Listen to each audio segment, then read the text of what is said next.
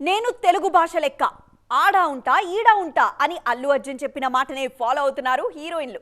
అదెలా అనుకుంటున్నారా? ఇదిగో ఈ స్టోరీ పూర్తిగా చూస్తే మీకే క్లారిటీ వస్తుంది. ఆడా ఉంటా ఈడా ఉంటా అనే కోడ్ కూడా అర్థమైపోతుంది. అయినా ఈ రోజుల్లో హీరోయిన్లు తక్కువేం కాదు, అన్ని చోట్ల మేమే ఉంటామంటున్నారు. సర్లే, ఇవన్నీ తర్వాత మాట్లాడుకుందాం, ముందైతే స్టోరీ చూసేయండి.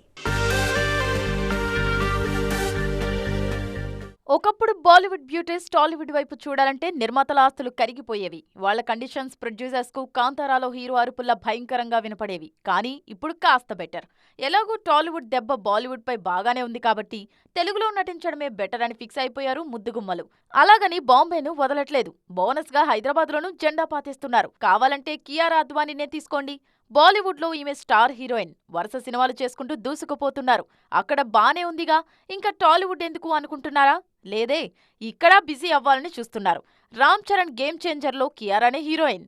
ఇక ఇన్నాళ్లు హిందీలోనే ఉన్న శ్రీదేవి కూతురు దేవరతో టాలీవుడ్ కు ఎంట్రీ ఇస్తున్నారు. కెరీర్ కొత్తలో నేనొక్కడినే దోచే సినిమాలు చేసిన కృతి సనన్ గత ఏడాది ఆదిపురుష్ తో తెలుగు ఆడియన్స్ ను పలకరించారు. దీపికా పదుకొనే సైతం తెలుగు హిందీ బ్యాలెన్స్ చేస్తున్నారు. ప్రభాస్ కల్కితో టాలీవుడ్ ఎంట్రీ ఇస్తున్న దీపిక రెమ్యునరేషన్ బాగుంటే ఇక్కడే మరిన్ని సినిమాలు చేయాలని చూస్తున్నారు.